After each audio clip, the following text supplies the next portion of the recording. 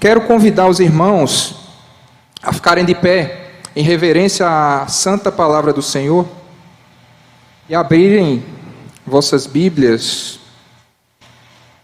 no livro de 2 Crônicas, capítulo 20.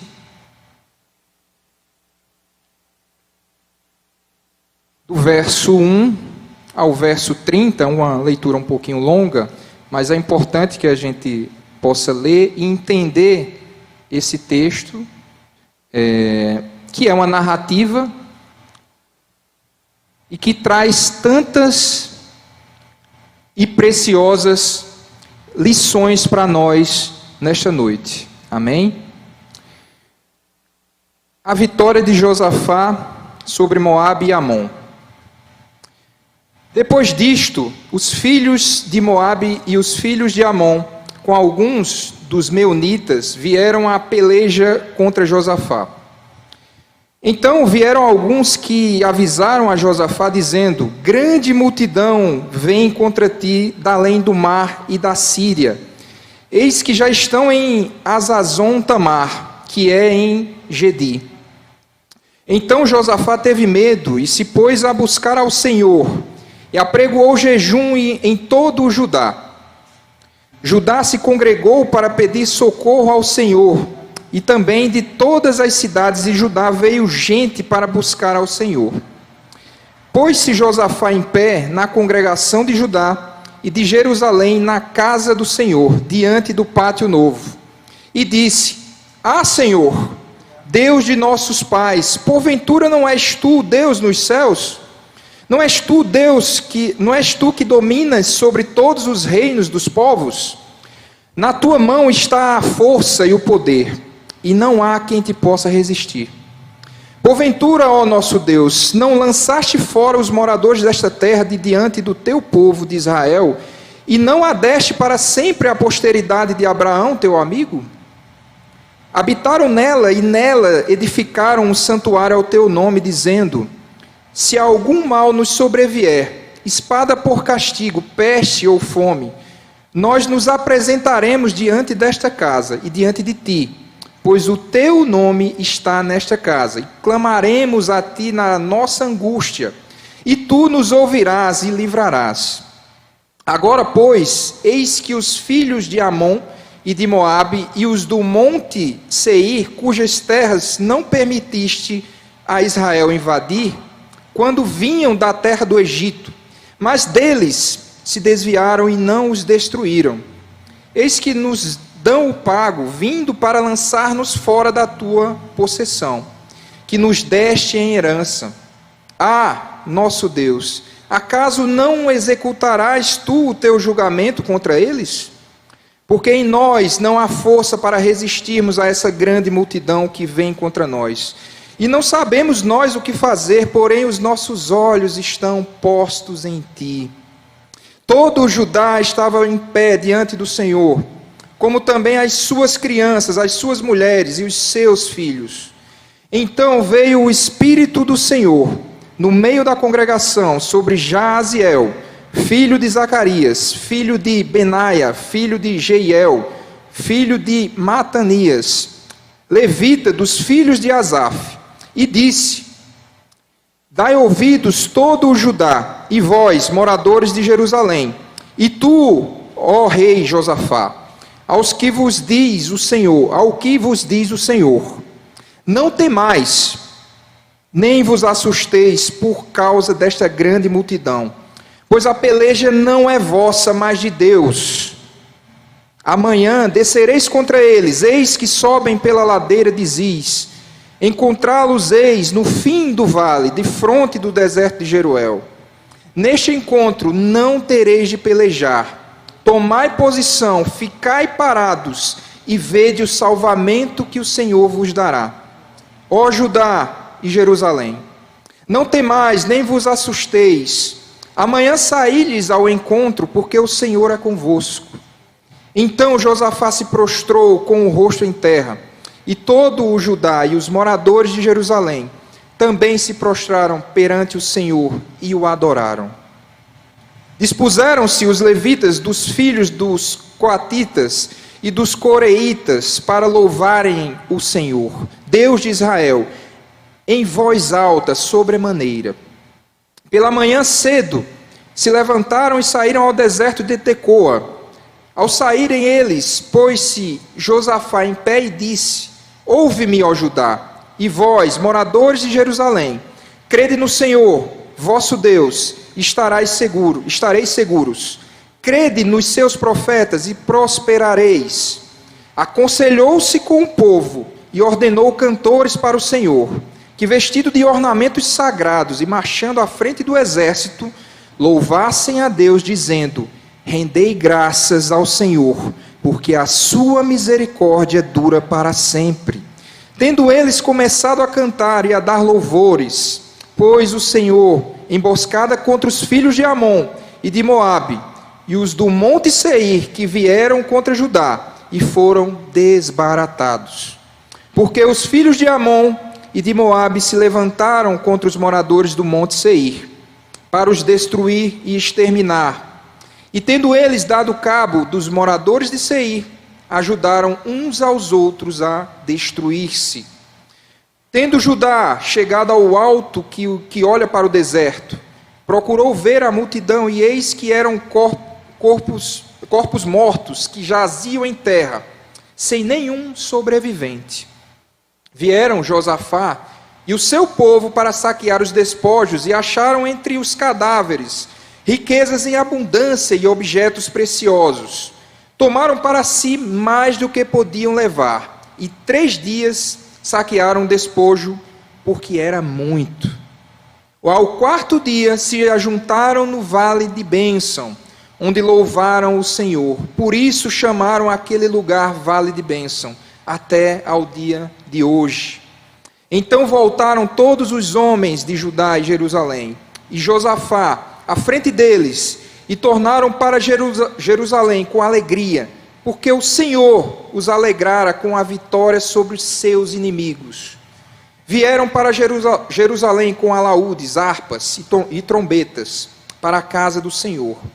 Veio da parte de Deus o terror sobre todos os reinos daquelas terras, quando ouviram que o Senhor havia pelejado contra os inimigos de Israel.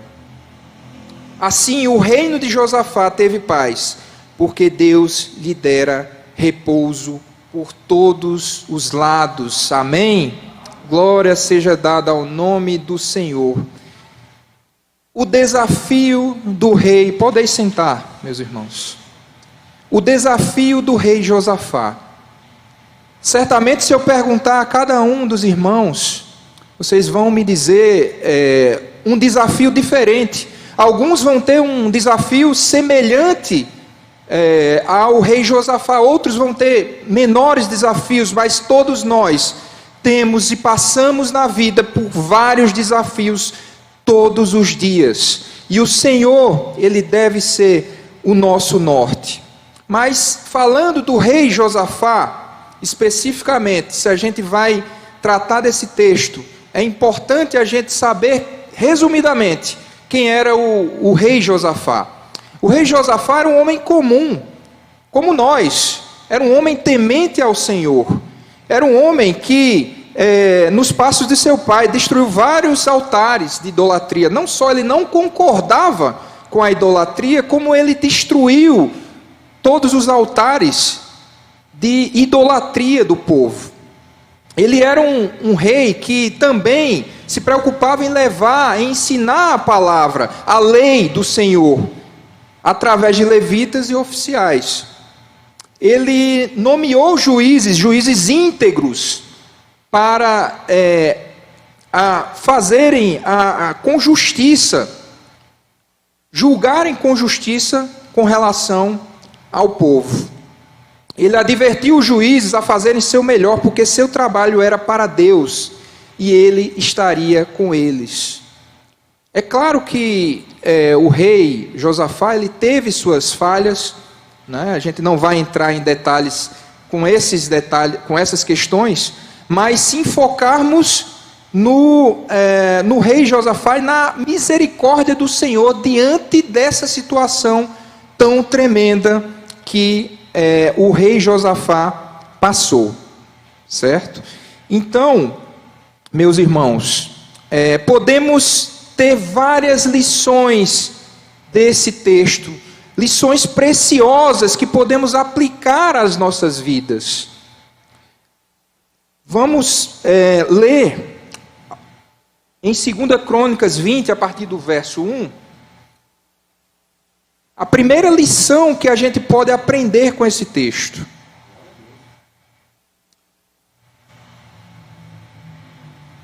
E depois disto, os filhos de Moabe e os filhos de Amon, com alguns dos meunitas, vieram à peleja contra Josafá.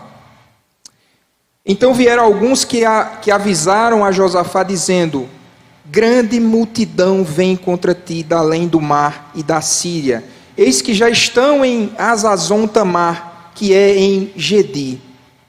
O que eu acho fantástico da palavra do Senhor é que cada palavra, cada vírgula, a gente consegue aprender.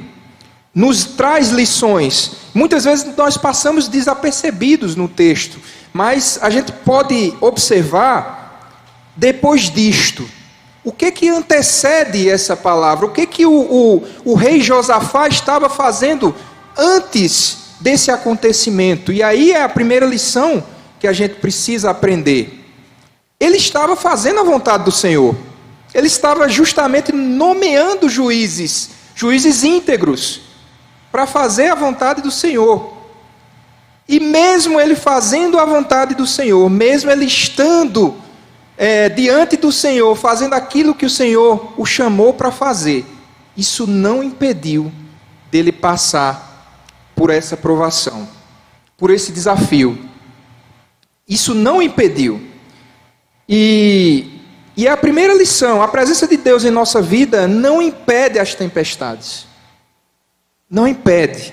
A gente pode aprender em Marcos 4:37, na passagem que todos nós conhecemos de Jesus, né? Quando se levantou aquele grande temporal de vento. Os discípulos, eles estavam fazendo a vontade do Senhor. O Senhor disse: vá para outra margem. Vamos para outra margem do mar. Eles seguiram exatamente aquilo que o Senhor estava dizendo. Mas isso não impediu de que viesse a tempestade. Essa é a lição. A presença de Deus em nossa vida não impede as tempestades, mas ela garante, mas o Senhor garante, como foi a passagem de Marcos 4:37, que Ele estaria conosco, e Ele estará conosco em todos os momentos, inclusive nos momentos mais difíceis da nossa vida. Essa é a primeira lição que nós aprendemos. A segunda lição, ainda com essa palavra, com essa questão de depois disto, o Senhor, Ele nos traz uma outra lição, que quando chegar o dia mau, quando chegar a provação, é necessário que estejamos no altar do Senhor. É necessário que estejamos fazendo a vontade do Senhor. Vocês imaginam se o rei Josafá não estivesse fazendo a vontade do Senhor, se ele estivesse desviado dos caminhos do Senhor, como tantos reis maus que a gente vê no Velho Testamento, o que poderia ter acontecido com ele? Mas ele era temente ao Senhor, e isso foi o diferencial. E a gente pode colocar como comparação o texto de Mateus, né, que fala das 10 virgens. 5 eram prudentes, 5 eram loucas, nécias, né? As 5 guardavam o azeite, eram prudentes. As outras 5 não faziam isso. É uma lição que a gente aprende, que de fato a gente precisa estar preparado para quando surgirem os dias maus em nossas vidas. E o rei Josafá, de fato, ele estava preparado quando esse dia mau chegou. 2 Crônicas 23, versículo 3, nos passa uma outra lição muito interessante. Com uma simples palavra, que muitas vezes passa desapercebida. Então Josafá teve medo. Então Josafá teve medo. O que eu acho interessante, e aí, abrindo aspas, aliás, parêntese nessa questão, é que muitos teólogos, coaching, né, dessa teologia de hoje em dia, eles sempre falam, né, palavras de efeito, dizendo: não tenham medo, o medo vai te dominar, não deixe que o medo te domine, você não vai alcançar seus sonhos se você tiver medo. Mas quando eu olho para a palavra de Deus, eu vejo que grandes homens de Deus, heróis da fé, tiveram medo. E qual era o diferencial, né, de Josafá para todo o mundo? O diferencial é que ele sabia que mesmo ele temendo, mesmo em meio a essa circunstância tão grandiosa, e tão perigosa, e tão iminente, ele sabia em quem ele podia confiar. Ele sabia que se ele orasse a Deus, o Senhor iria responder a oração dele. E esse é uma grande lição que a gente tem também. Paulo, se a gente for colocar outros heróis da fé, a gente pode citar Paulo, quando ele fala em 2 Coríntios 7,5, né? Chegando à Macedônia, ele diz: nenhum alívio tivemos, pelo contrário, em tudo fomos atribulados, lutas por fora, temores por dentro. Ele fala também em 2 Coríntios 12, 9 e 10 também, com relação ao espinho na carne, né? Onde ele se sentia fraco, onde ele sentia que, de fato, a humanidade que ele tinha, que ele era uma pessoa comum, mas dependente do Senhor, que tudo que ele tinha não vinha dele, que ele era uma pessoa como nós, que tem medo, que sente fraquezas, mas que ele sabia que o diferencial era o Senhor, como a palavra nos diz, né? A minha graça te basta, pois o meu poder se aperfeiçoa na sua fraqueza, porque quando sou fraco, então é que sou forte. O próprio Senhor Jesus, ele no Getsemane, na passagem do Getsemane, ele nos mostra essa humanidade. Ele mesmo, o Senhor sendo Deus, ele nos mostra a humanidade, ele nos mostra que ele veio à Terra para nos explicar, para nos ensinar que ele também passava por essas questões. Em Lucas 22, 44, imposto em agonia, orava mais intensamente, e o seu suor tornou-se como grandes gotas de sangue que corriam até o chão. Na noite em que o Senhor seria traído, né, e ele teve a visão no Getsemane, ele estava em uma agonia intensa. Quando se fala dessa questão do suor tornar-se em gotas, grandes gotas de sangue, eu fui dar uma pesquisada nesse termo, e realmente é algo que existe na medicina. É uma doença chamada hematidrose, que ela acontece em estado de extremo estresse físico e psicológico. Então, a outra lição que nós aprendemos é justamente essa: nós somos humanos. Não há vergonha nenhuma em termos medo, não há vergonha nenhuma em admitirmos nossa fraqueza. Mas sim, que nós somos dependentes do Senhor. Ainda no verso 3, 2 Crônicas 23, e se, pois, buscar ao Senhor, e apregoou o jejum em todo o Judá. Mais uma lição que aprendemos, e aí eu faço, parafraseando Hernandes Dias Lopes: o que fazer quando não se sabe o que fazer? A primeira a primeira atitude que todos nós temos que fazer: orar ao Senhor. Não tem outra alternativa, meus irmãos. O mundo, ele vai procurar os especialistas.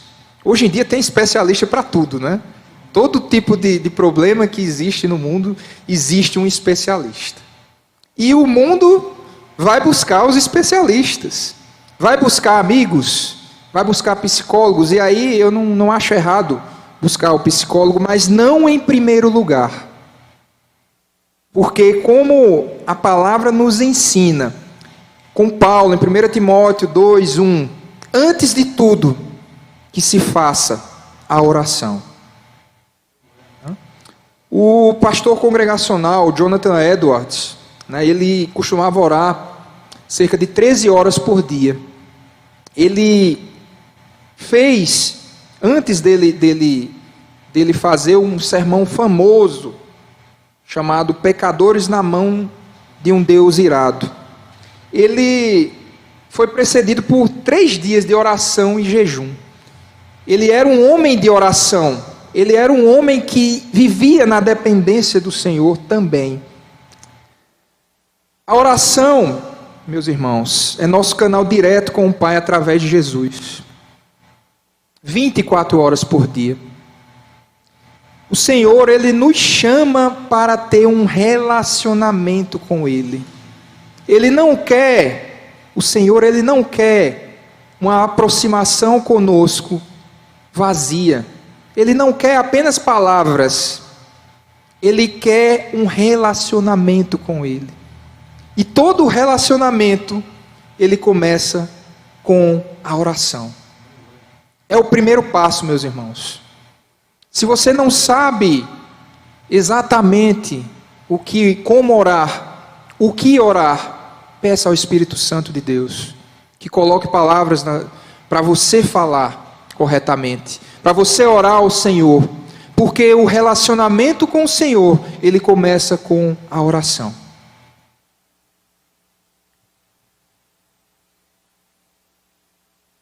E a questão da importância do jejum, né? Ainda no verso 3, a gente vê que Josafá, ele buscou o Senhor, e o próximo passo, ele apregoou o jejum em toda a Judá.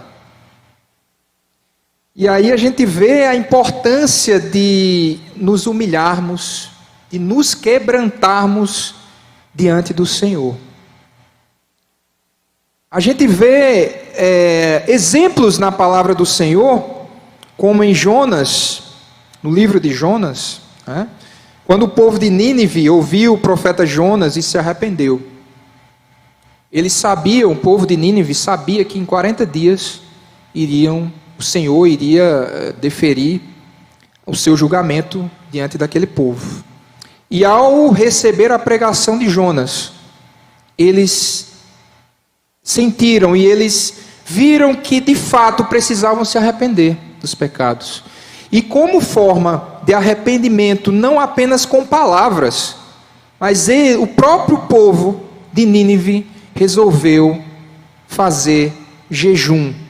Posteriormente, o rei também, ele apregoou o jejum àquele povo, mas veio essa decisão do próprio povo fazer o jejum para que Deus pudesse se arrepender do seu juízo. E através da misericórdia do Senhor, de fato, o Senhor se arrependeu e perdoou aquele povo.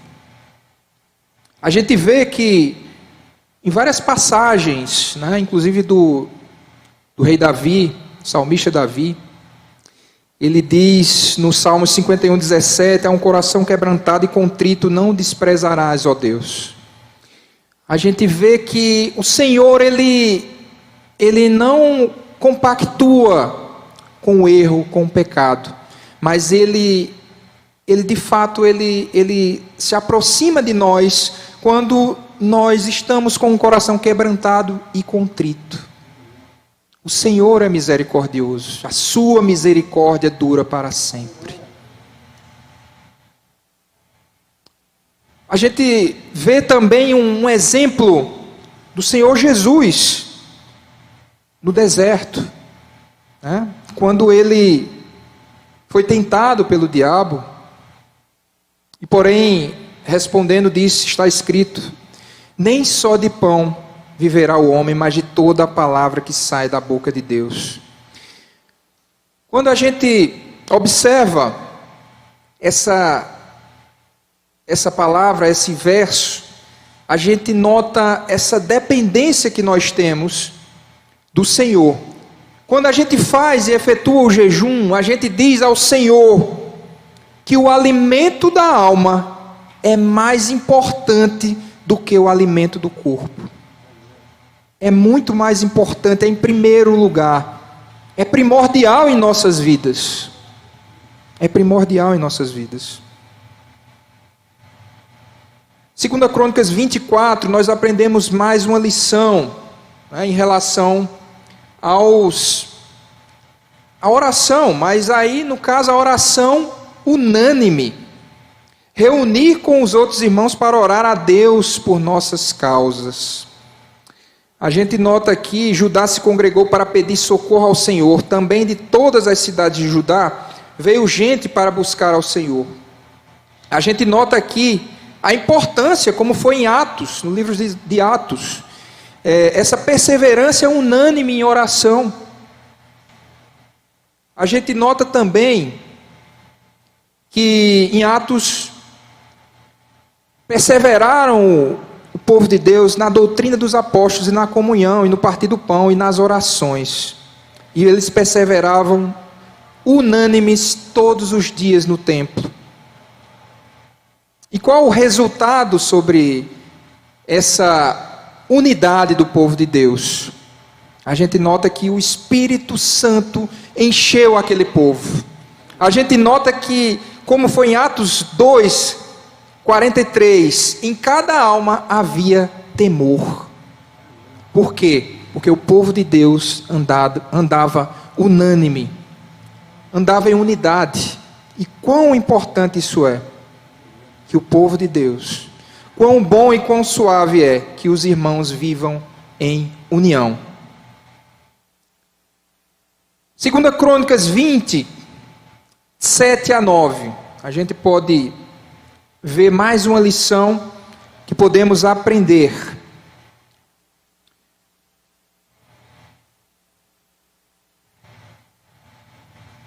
Que devemos orar declarando a palavra de Deus.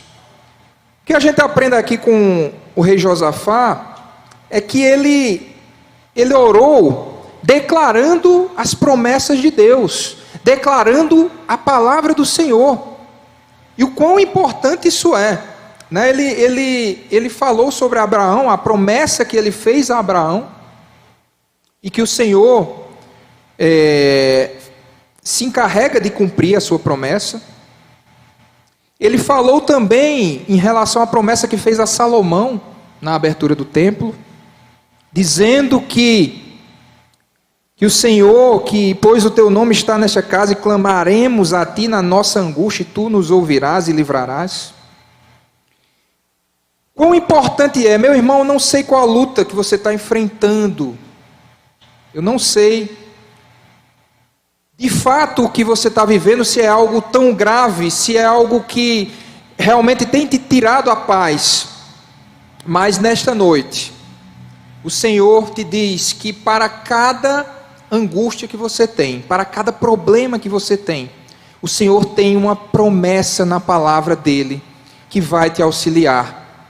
Ele tem uma promessa para cada um de nós, e ele zela por cumprir a sua palavra.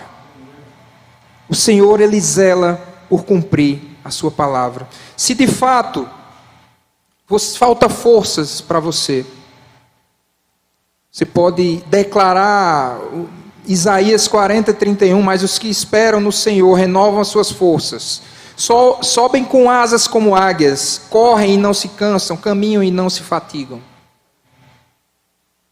Se o seu problema, você tem um problema grande, uma luta, e você está angustiado, Salmos 46, de 1 a 3, Deus é o nosso refúgio e fortaleza, socorro bem presente nas tribulações, portanto, não temeremos ainda que a terra se transtorne e os montes se abalem no seio dos mares, ainda que as águas tumultuem, espumejem, e na sua fúria os montes se estremeçam.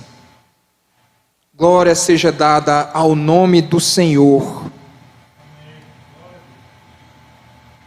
Finalmente, essa 7ª lição, meus irmãos, é uma das mais importantes. Temos várias lições que podemos aprender com o rei Josafá, né? Seria muito tempo para a gente aprender tantas lições num texto tão rico. Mas 2 Crônicas 20, 17. 2 Crônicas 20, 17. Nesta peleja não tereis de pelejar. Neste encontro não tereis de pelejar. Tomai posição, ficai parados e vede o salvamento que o Senhor vos dará. Ó Judá e Jerusalém, não temais nem vos assusteis. Amanhã saí-lhes ao encontro, porque o Senhor é convosco. Glória seja dada ao nome do Senhor. Nesta peleja não tereis de pelejar. Parai. O que aprendemos aí nesse texto? Deus não move uma palha naquilo que Ele me deu capacidade para fazer. Sempre tem alguma coisa que a gente precisa realizar. No texto, a gente pode ver ainda, depois que o Senhor falou através do Jaziel, Ele diz: amanhã descereis contra eles, eis que sobem pela ladeira, encontrá-los-eis no fim do vale, de fronte do deserto de Jeruel. Neste encontro não tereis de pelejar, tomai posição, ficai parados, e vede o salvamento que o Senhor vos dará. A gente pode observar que sempre tem alguma coisa que a gente tem que fazer. Como na passagem em que Jesus ressuscita Lázaro. Jesus diz: tirai a pedra. A salvação é do Senhor. O milagre é do Senhor. Tem coisas que só Deus pode fazer. Mas tem coisas que é para nós fazermos. Então o Senhor, Ele nos ensina nesta noite aquilo que você pode fazer. Eu não vou fazer. Mas aquilo que você não pode fazer, eu, o Senhor, farei por ti. Glória seja dada ao nome do Senhor.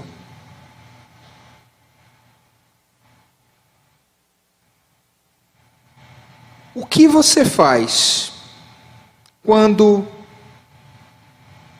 a sua postura diante da crise? O que você faz quando a tribulação chega? Quando o perigo iminente, ele chega na sua vida?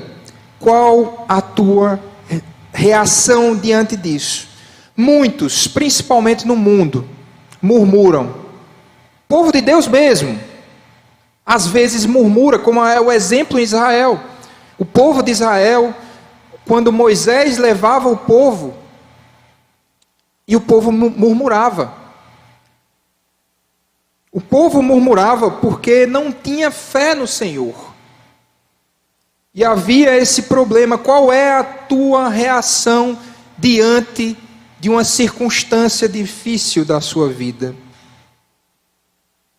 Em 2 Crônicas 20, 22, diz o seguinte: tendo eles começado a cantar e a dar louvores, pôs o Senhor emboscadas contra os filhos de Amon e de Moabe e os do monte Seir que vieram contra Judá, e foram desbaratados. O que a gente aprende com essa lição? Não murmurar contra o Senhor. A nossa luta, meus irmãos, ela não é contra a carne. Ela não é contra a carne, contra o sangue, mas sim contra as potestades, contra todo o reino espiritual maligno que existe. A gente precisa ter consciência disso.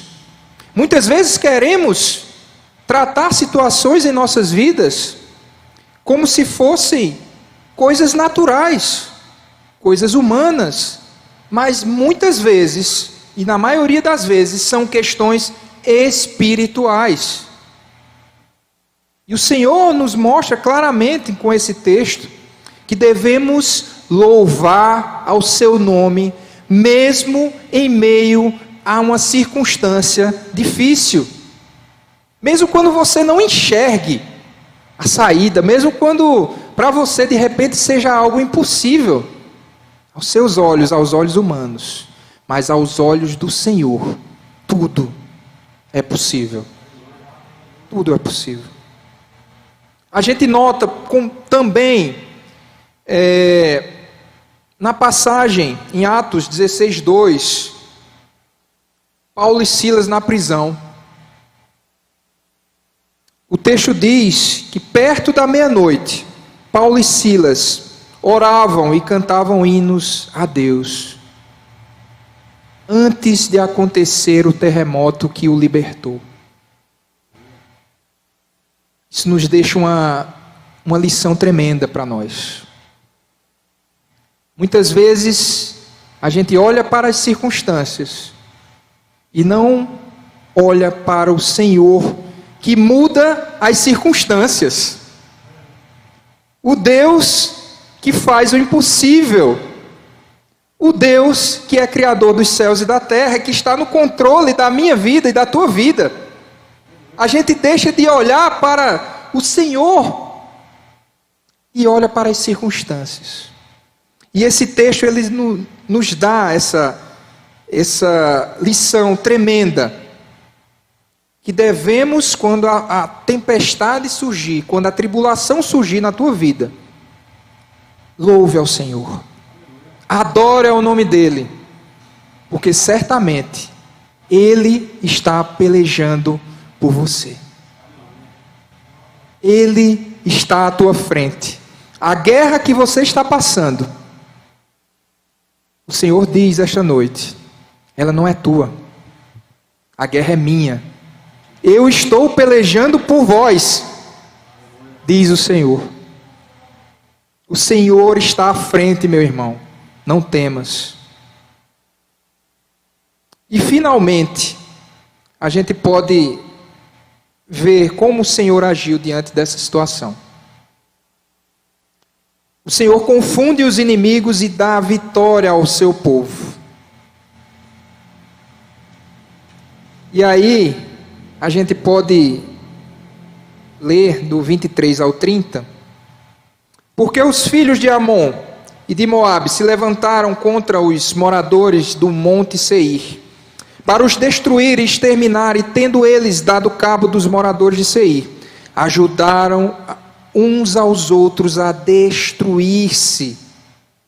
Tendo Judá chegado ao alto que olha para o deserto, procurou ver a multidão, e eis que eram corpos mortos, que jaziam em terra, sem nenhum sobrevivente. Vieram Josafá e o seu povo para saquear os despojos, e acharam entre os cadáveres riquezas em abundância, e os objetos preciosos. Tomaram para si mais do que podiam levar, e 3 dias saquearam o despojo, porque era muito. Ao 4º dia, se ajuntaram no vale de bênção, onde louvaram o Senhor.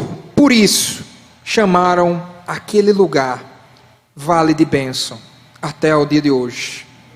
Então voltaram todos os homens de Judá e de Jerusalém, e Josafá à frente deles, e tornaram para Jerusalém com alegria, porque o Senhor os alegrara com a vitória sobre os seus inimigos. Vieram para Jerusalém com alaúdes, harpas e trombetas, para a casa do Senhor. Veio da parte de Deus o terror sobre todos os reinos daquela terra, quando ouviram que o Senhor havia pelejado contra os inimigos de Israel. Assim, o reino de Josafá teve paz, porque Deus lhe dera repouso por todos os lados. Glória seja dada ao nome do Senhor. porque sem mim nada podeis fazer. O rei Ezequias contra Senaqueribe, ele passou por uma situação semelhante. E ele declarou: porque maior é o que está conosco do que com eles. Com ele está o braço de carne, mas conosco o Senhor, nosso Deus, para nos ajudar e para guerrear as nossas guerras. O Senhor, Ele está à frente, meu irmão, minha irmã, para guerrear as nossas guerras. O meu e o teu trabalho é descansar nele, é confiar nele, como Josafá fez, confiando no Senhor plenamente, orando a Ele, entregando a situação difícil e aparentemente impossível para o Senhor. E certamente o Senhor vai nos dar o livramento e vai nos dar a resposta que tanto precisamos. Eu quero, meus irmãos, contar um testemunho rápido diante de uma situação semelhante a que o rei Josafá passou comigo alguns dias atrás, meses atrás, né? O dia mau, ele chega quando a gente menos espera. Quando a gente menos espera, vem uma notícia ruim. Quando tudo está bem, aparentemente, assim foi com o rei Josafá. Ele estava fazendo a vontade do Senhor. De repente eu fui fazer um exame, né, e aparentemente estava tudo bem, quando de repente veio, no exame de urina que eu fiz, veio um pequeno problema de sangue, uma pequena parte de gotícula de sangue no exame, né, da urina. E eu fiquei preocupado. E eu temi, eu tive medo, assim como o Josafá teve medo. E eu fui ao mostrar os exames ao clínico, e ele veio falar comigo e dizer que era uma situação muito grave, que era uma situação urgente, que eu procurasse o quanto antes um especialista, porque possivelmente seria caso de cirurgia. Mas eu temi, confesso que humanamente eu temi. Mas eu orei ao Senhor. Foi a primeira atitude que eu tive. Orar ao Senhor, entregando a Ele essa situação tão difícil. E o temor que eu tinha diante disso. Eu disse: Senhor, tem misericórdia de mim. Se for da tua vontade, que esse exame que eu vou refazer, ele não dê nada. Eu refiz o exame. E para a glória de Deus, não deu nada. Não deu mais nenhum problema.